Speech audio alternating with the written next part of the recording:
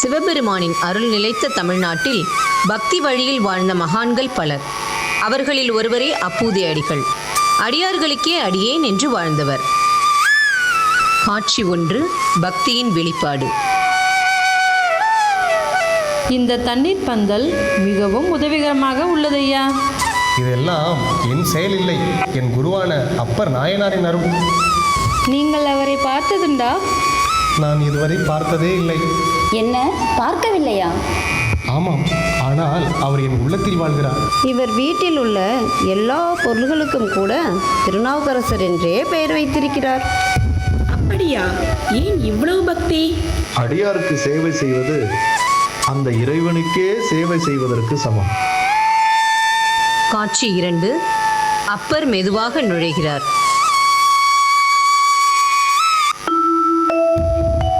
சூரிய வெப்பம் அதிகமாக இருக்கிறது. சிறிது நீர் அருந்தினால் தாகம் தீர்ந்துவிடும். இங்கு ஏதேனும் தண்ணீர் பந்தல் இருக்குமா? என்னடா இது, திருநாவுக்கரசர் பெயரிலே இருக்கிறதே. என் பெயரில் இங்கு பெரிய செல்வந்தர் ஒருவர் இருப்பார் போல். ஐயா, மிகவும் தாகமாக உள்ளது. சிறிது நீர் கிடைக்குமா? இந்தாருங்கள் பெரியவரே.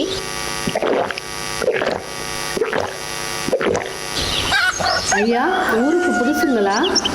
ஆமாம். தங்களுக்கு எப்படி தெரிந்தது? இல்லை, திருநாவுக்கரசர் நீர் பந்தலில் நீர் கிடைக்குமான்னு கேட்குறீங்களே, அதான் கேட்டேன். ஐயா, யார் அந்த திருநாவுக்கரசர்? என்ன, திருநாவுக்கரசரை தெரியாதா? அவர் பெரிய சிவனடியார் ஐயா.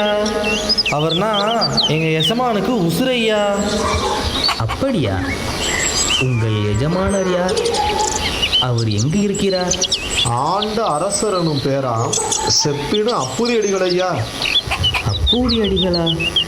ஆமாம், எங்கள் ஐயாவுக்கு திருநாவுக்கரசர் மேலே அளவு கடந்த பற்றினால தான் அவர் நடத்தி வர இலவச தண்ணீர் வந்தல், அன்னதான சத்திரம், வாசக சாலை, இப்படி எல்லாத்துக்கும் அவர் பேரே சூட்டியிருக்காரு. திருச்சிற்றம்பலம். ஆமாம், நான் அவரை பார்க்க முடியுமா?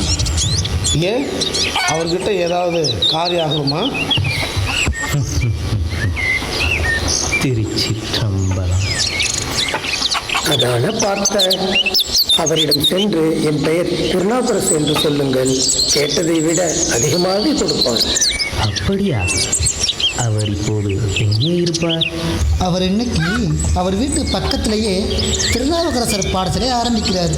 அங்கு ஒரே கொண்டாட்டமாக தான் இருக்கும். நீங்கள் இப்படியே சென்று வலது கை பக்கம் திரும்புங்க. அதுதான் அவர் வீடு. சென்று வாங்க. திருச்சிற்றம்பலம்.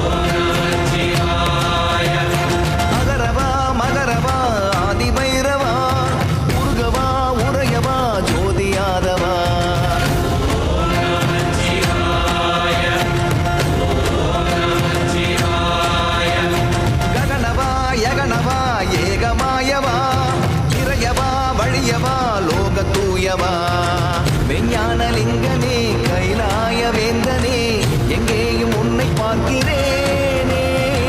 ஐயாறு நீரனே ஆளால ஏரனே நெஞ்சோடு உன்னை கோர்க்கிறேனே.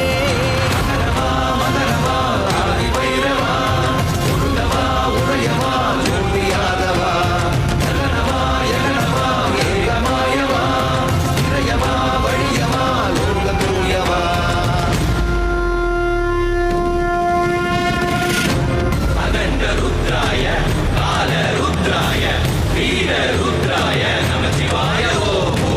பரமனை பாடி இறையருள் நாடி சிவனடி தேடும் தெய்வீகம்.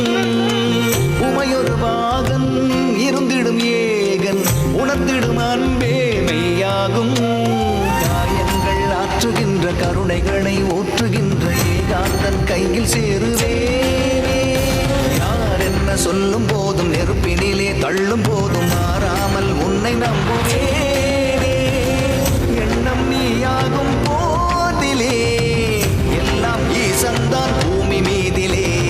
மகரவா மகரவா ஆதி பைரவா உண்டவா உரையவா ஜோதியாதவா ஜகனவா யகனவா ஏகமாயவா இறையவா வழியவா லோக தூயவா.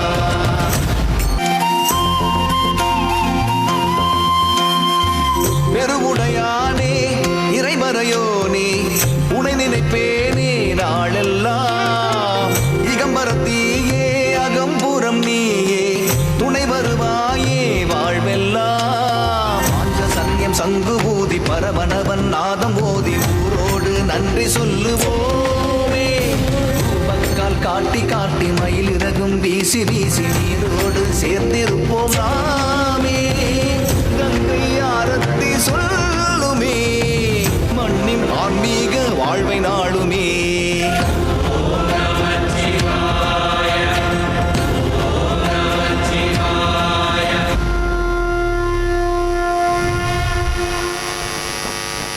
காட்சி 3. அப்புதியடிகள் வீடு. ஐயா, வாருங்கள் பெரியவரே. ஏதேனும் உதவியா? இங்கு அப்பூதி அடிகள் என்பது? யாம்தான் ஐயா. மிக்க மகிழ்ச்சி. இங்கு எல்லாவற்றிற்கும் திருநாவுக்கரசர் பெயரே வைத்திருக்கிறீர்களே. ஆமாம், அவர் யார்? என்ன, திருநாவுக்கரசர் யாரா? உங்கள் கேள்வி விசித்திரமாக இருக்கிறது ஐயா. சமணர்களின் பாதக செயலை முறியடித்து சிவனரியில் நிற்பவரையா யார் என்று கேட்கிறீர்? சிவதுண்டின் மூலம் மென்மேலும் மேன்மை அடைய முடியும் என்று என் போன்றோர்க்கு உணர்த்திய தவசீலர் ஐயா அவர். அவரையா யார் என்று கேட்கிறீர்?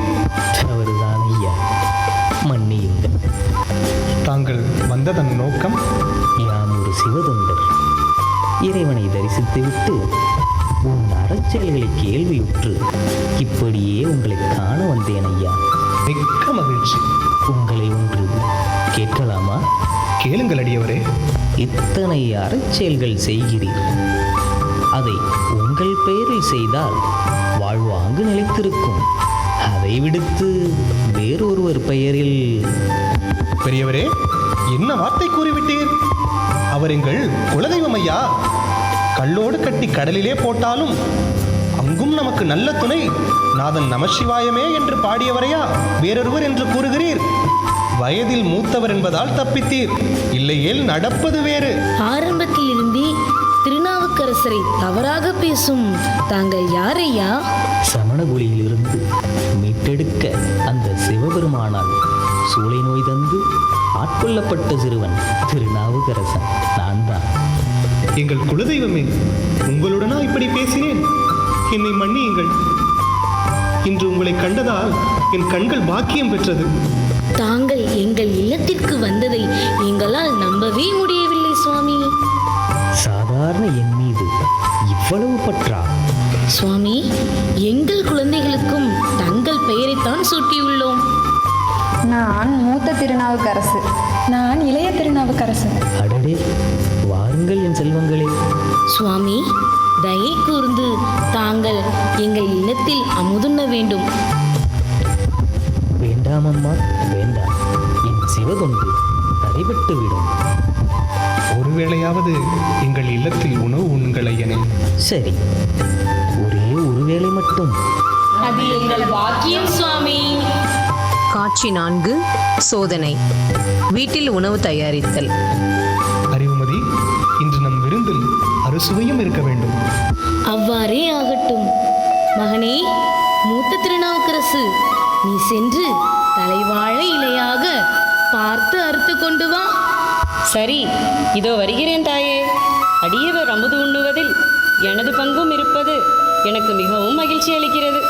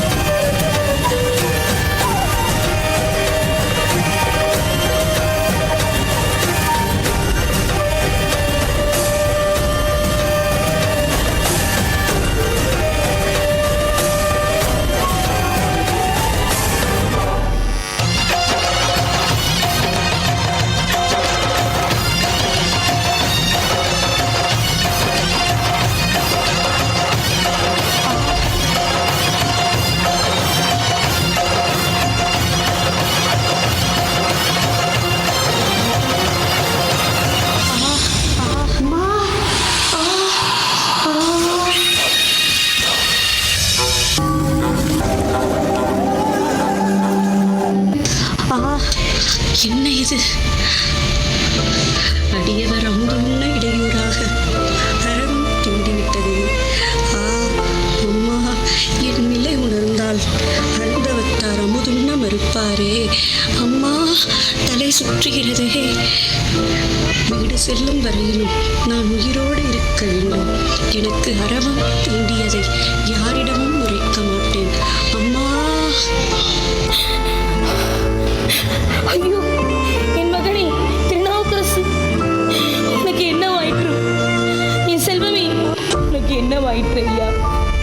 அண்ணா, அண்ணா, எழுந்து வா அண்ணா. தளர்ந்து வீழ் மகனைக் கண்டு தாயாரும் தந்தையாரும் தளர்ந்து வீழ் மகனைக் கண்டு தாயாரும் தந்தையாரும் உளம்பதைத்து உற்று நோக்கி உதிரம் சோர் வடிவம் மேனி உளம்பதைத்து உற்று நோக்கி உதிரம் சோர் வடிவம் மேனி விளங்கிய குறியுங்கண்டு விடத்தினால் வெண்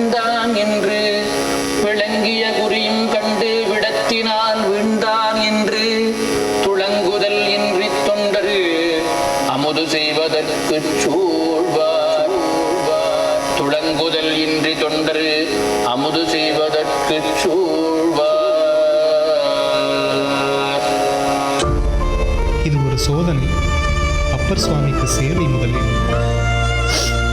எப்படி சொல்கிறீர்கள்? பக்தியில் சலனம் இருக்கக்கூடாது. மகனை உள்ளே வைத்து மறைத்து விடுங்கள். விரலரும் புதல்வன் தன்னை பாயினுள் பெய்து மூடி புறமனை முன்றில் பாங்கோர் புடையினில் மறைத்து வைத்தேன். புறமனை முன்றில் பாங்கோர் புடையினில் மறைத்து வைத்தேன்.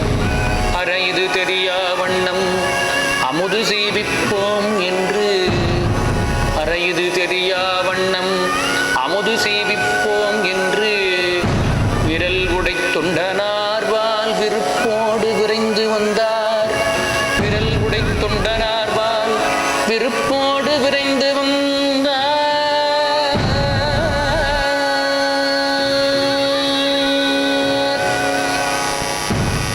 காட்சி 5. உண்மை வெளிப்பாடு. அமர்ந்து உணவு உண்ணுங்கள் சுவாமி. மூத்த திருநாவுக்கரசை அழையுங்கள், நாங்கள் சேர்ந்தே உண்கிறோம். இல்லை, அவன் பிறகு உணவு உண்பான் சுவாமி. நீங்கள் உண்ணுங்கள். இல்லை, உங்கள் முகத்தில் ஏதோ சோகம் தெரிகிறது. என்ன நடந்தது? எதுவும் இல்லை சுவாமி. அவர்களின் மகன். என்ன நடந்தது? வாழை இலை அறுக்க மகிழ்ச்சியோடு சென்றது. அரவம் தீண்டி மாண்டு விட்டான் சுவாமி. இறந்த பிள்ளையை வீட்டில் வைத்துக்கொண்டு நான் உணவு உண்ணுவதா? இறைவா, என்ன சோதனை! சிவசிவா, என் செல்வம் எங்கே இருக்கிறான்? இதோ இருக்கிறான் சுவாமி. என் செல்வத்தை இங்கே கொண்டு வாருங்கள்.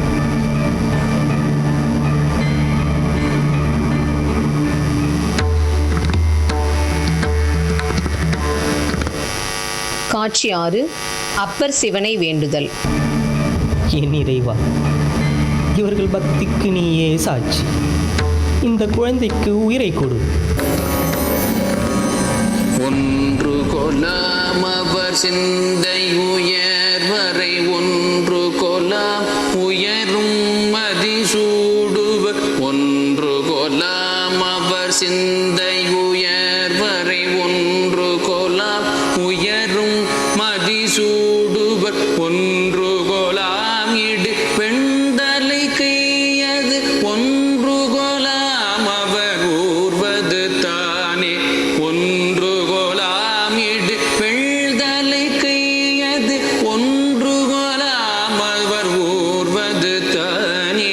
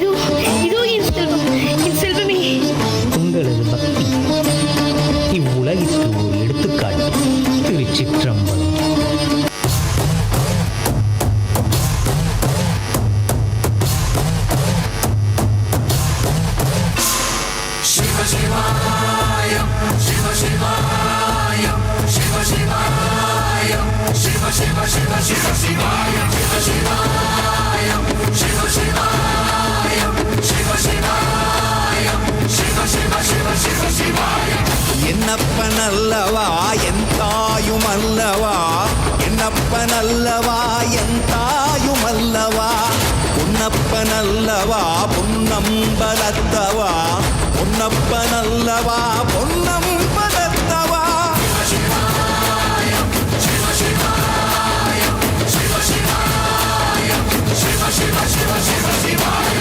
என்னப்பனல்லவா என் தாயும் அல்லவா, என்னப்பனல்லவா என் தாயும் அல்லவா, பொன்னப்பனல்லவா பொன்னம்பலத்தவா, பொன்னப்பனல்லவா பொன்னம்பலத்தவா.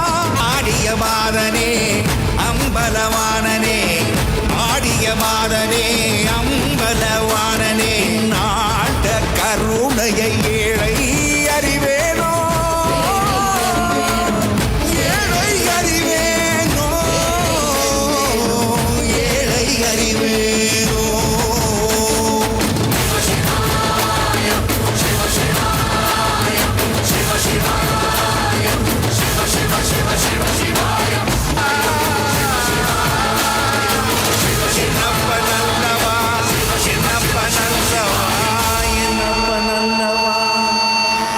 பக்தி என்றால் என்ன என்பதை வாழ்ந்து காட்டியவர் அப்பூதியடிகள்.